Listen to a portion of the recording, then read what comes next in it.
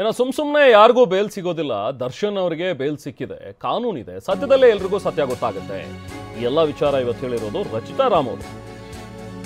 ರಚಿತಾ ರಾಮ್ ಇವತ್ತು ಮಾತಿಗೆ ಸಿಕ್ಕಿದ್ರು. ಅವ್ರ ಜೊತೆಗೆ ನಮ್ಮ ಪ್ರತಿನಿಧಿ ಮಾತಾಡಿದ್ದಾರೆ. ಆ ಟೈಮ್ನಲ್ಲಿ ಇದೆಲ್ಲ ವಿಷಯ ಹೇಳಿದ್ದಾರೆ. ಲಾಯರ್ ಜಗದೀಶ್ ಅವ್ರ ಮೇಲೆ ಮಾಡಿದಂಥ ಆರೋಪ ಇದೆಲ್ಲದಕ್ಕೂ ಸ್ಪಷ್ಟನೆ ಕೊಟ್ಟಿದ್ದಾರೆ. ನಾವು ಪ್ರತಿನಿಧಿ ಮಾಲ್ತೇಶ್ ಜಗಿನ್ ರಚಿತಾ ರಾಮ್ ಅವರನ್ನ ಮಾತನಾಡಿಸಿದ್ದಾರೆ. ಬನ್ನಿ ಏನು ಹೇಳ್ತಾರೆ ಕೇಳೋಣ. ಸಹಜವಾಗಿ ನೀವು ಆರಂಭದ ಜರ್ನಿನ ಯಾವತ್ತೂ ನೆನೆಸ್ಕೊಳ್ತಾ ಇರ್ತೀರಿ. ನಿಮ್ಮ ಸಿನಿಮಾಗೆ, ನಿಮ್ಮ ಜರ್ನಿಗೆ ದರ್ಶನ್ ಸರ್ ಸಪೋರ್ಟ್ ಮಾಡಿದಂಥ ರೀತಿನ ಈ ಕ್ಷಣಕ್ಕೆ, ಈ ಹಂತಕ್ಕೆ ಹೇಗೆ ನೆನಪಾಗುತ್ತೆ? ಅಯ್ಯೋ, ಪ್ರತಿ ದಿನ ನಾನು ಮೇಕಪ್ ಹಚ್ಚಿದಾಗೆಲ್ಲ ನಾನು ಅವ್ರಿಗೆ ಒಂದು ಥ್ಯಾಂಕ್ಸ್ ಹೇಳ್ತೀನಿ. ಆ್ಯಂಡ್ ಖಂಡಿತವಾಗ್ಲೂ ಇದು ಸುಮ್ಮನೆ ಅವ್ರ ಹೆಸರು ತೊಗೊಂಡು ಏನೋ ಒಂದು ಪಬ್ಲಿಸಿಟಿಗೆ ನನಗೆ ಅವಶ್ಯಕತೆ ಇಲ್ಲ. ಯಾಕೆ ಅಂದರೆ ನಾನು ಅವ್ರ ಬ್ಯಾನರಿಂದ ಬಂದಂಥ ಹುಡುಗಿ. ನನಗೆ 100% ಅಥಾರಿಟಿ ಇದೆ ಅವರ ಬಗ್ಗೆ, ಆ ಬ್ಯಾನರ್ ಬಗ್ಗೆ ಮಾತಾಡೋದಕ್ಕೆ. ಇವಾಗ ನನ್ನ ತಂದೆ ತಾಯಿ ಬಗ್ಗೆ ಮಾತಾಡೋಕ್ಕೆ ನಾನು ಯಾಕೆ ಪರ್ಮಿಷನ್ ತೊಗೋಬೇಕು? ನಾನು ಯಾಕೆ ಸುಮ್ಮನೆ ಮಾತಾಡಬೇಕು ಫಾರ್ ಸಮ್ ಪಬ್ಲಿಸಿಟಿಗೋಸ್ಕರ? ನನಗೆ ದರ್ಶನ್ ಸರ್ ಬಗ್ಗೆ ಆಗಿರ್ಬೋದು, ತೂಗುದೀಪ ಬ್ಯಾನರ್ ಬಗ್ಗೆ ಆಗಿರ್ಬೋದು, ನನ್ನ ಸಿನಿಮಾ ತಂಡ ಬುಲ್ಬುಲ್ ಬಗ್ಗೆ ಆಗಿರ್ಬೋದು, ನಾನು ಉಸಿರಿರೋವರೆಗೂ ನನಗೆ ಅಥಾರಿಟಿ ಇದೆ ನಾನು ಅವ್ರ ಬಗ್ಗೆ ಮಾತಾಡೋದಕ್ಕೆ. ಆ್ಯಂಡ್ ಪ್ರತಿದಿನ ಅವ್ರನ್ನ ಜ್ಞಾಪಿಸ್ಕೊಳ್ಳೋ ದಿನಾನೇ ಇಲ್ಲ. ಆ್ಯಂಡ್ ಇಟ್ಸ್ ಡೆಫಿನೆಟ್ಲಿ ಅವ್ರು ಕೊಟ್ಟಂಥ ಒಂದು ದೊಡ್ಡ ಗಿಫ್ಟ್ ನನ್ನ ಕೆರಿಯರಲ್ಲಿ. ಇವತ್ತಿನವರೆಗೂ ಸಾಕ್ತಿದೆ, ತುಂಬ ಖುಷಿಯಾಗಿ ಸಾಕ್ತಿದೆ ನನ್ನ journey. And thank you sir, thank you once again. ನಿಮಗಾಗಿರ್ಬೋದು, ನಮ್ಮ ಚಿತ್ರತಂಡ ಬುಲ್ಬುಲ್ಗಾಗಿರ್ಬೋದು, ಹಾಗೆ ದರ್ಶನ್ ಸರ್ ಅಭಿಮಾನಿಗಳಿಗಾಗಿರ್ಬೋದು, ಥ್ಯಾಂಕ್ ಯು ಸೋ ಮಚ್. ಪ್ರತಿಯೊಬ್ಬರ ಲೈಫಲ್ಲಿ ನಡೆಯುವಂಥ ಘಟನೆಗಳು ಅವ್ರವ್ರದ್ದೇ ದೃಷ್ಟಿಕೋನದಲ್ಲಿ ಅವ್ರಿಗೆ ಅರ್ಥ ಆಗಿರುತ್ತೆ. ಬಟ್ ಈ ಘಟನೆ ನಡೆದಾಗ ನೀವು ಕೂಡ ಜೈಲ್ ಹತ್ರ ಬಂದಿದ್ರಿ, ಮಾತಾಡಿದ್ರಿ, ಅವ್ರಿಗೆ ರಾಜ ಎಲ್ಲಿದ್ರು ರಾಜನೇ ಅನ್ನೋ ರೀತಿ ಮಾತಾಡಿದ್ರಿ. ಸೊ ಈಗ ಇಡೀ ಪ್ರಕರಣ ಈ ಹಂತದಲ್ಲಿರುವಾಗ ಫಸ್ಟ್ ಆ ಘಟನೆ ಕೇಳಿದಾಗ ಹೆಂಗೆ ಅನಿಸಿತ್ತು, ಈಗೇನು ಹೇಳ್ತೀರಿ ಅಂತ? ನಾನು ನಿಮ್ಮ ಮಾತಲ್ಲಿ ಒಂದು ಚೇಂಜ್ ಮಾಡೋಕ್ಕೆ ಇಷ್ಟಪಡ್ತೀನಿ. ರಾಜ ಎಲ್ಲಿದ್ರು ರಾಜ ಅಂತ ಹೇಳಿಲ್ಲ ನಾನು.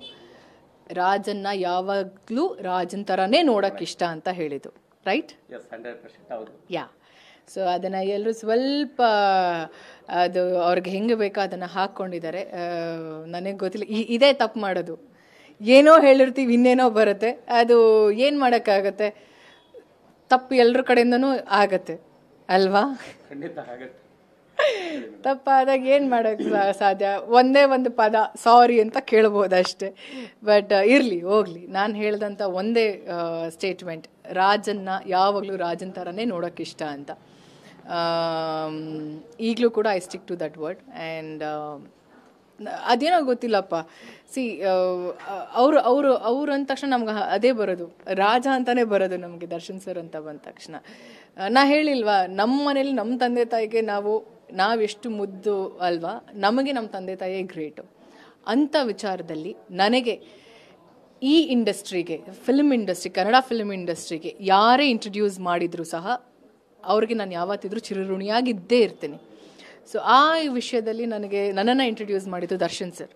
ಸೊ ಪ್ರಾಮಾಣಿಕವಾಗಿ ಹೇಳ್ತೀನಿ, ನಾನಲ್ಲ, ನನ್ನ ತಂದೆ ತಾಯಿ ಕೂಡ ಫಾರ್ ಎವರ್ ಆ ರಿಗಾರ್ಡ್ಸ್ ಇದ್ದೇ ಇರುತ್ತೆ ಅವ್ರ ಮೇಲೆ, ಅವರ ಕುಟುಂಬದ ಮೇಲೆ. ಸೊ ಖಂಡಿತವಾಗ್ಲೂ ಹೊರಗಡೆ ಬಂದ ನಂತರ, ಬೇಲ್ ಸಿಕ್ಕ ನಂತರ ಮಾತಾಡಿದ್ರಾ, ಹೇಗೆ ಇದ್ದಾರೆ ಏನು ಅನ್ನೋಂಥದ್ದು ಏನಾರು ಪ್ರಯತ್ನ?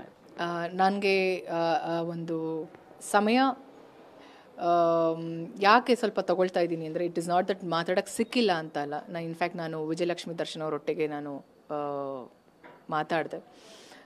It is there family time ಅಲ್ಲ. ಈಗ we have to give them some kind of space. Family ಜೊತೆ ಇದ್ದಾರೆ. And let him spend some time. And ಹೋಗೋಣ, ನಮಗೂ ಟೈಮ್ ಬರುತ್ತೆ. I just want give some time to him. ಇರಲಿ. Camera person Balaji ಜೊತೆ Maltesh ಜಗಿನ್, TV9 Bengaluru.